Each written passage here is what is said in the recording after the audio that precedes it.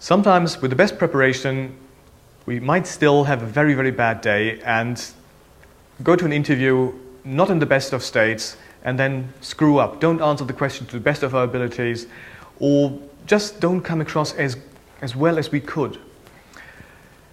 And then very often the job's gone because we made such a bad first impression. As we said earlier, the first impression is incredibly important. And here's a way to salvage it if you actually didn't have such a good impression the first time.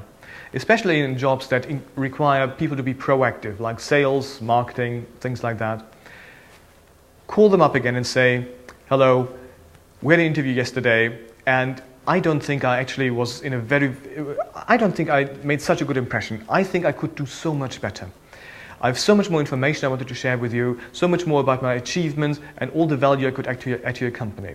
And I would really appreciate if you could invite me to another interview, just so I can show you that I'm not this klutz who I seemed to be yesterday during the interview.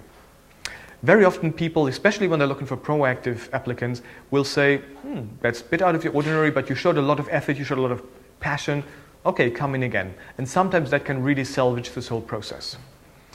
Another thing that's very useful, if you actually either had the interview or didn't even get an interview, call the company up and ask, why not? What happened? Sometimes they will not be able to tell you anything because they were just so swamped with applications.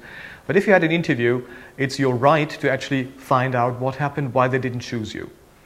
And very often you get useful information because companies need to be able to demonstrate to a tribunal or a court why they chose one applicant over the other. So they will have a grading system, either a scoring matrix or some other means to find out exactly why this person was better than the other. So they should have information available to you, and that information can be very useful for your next application.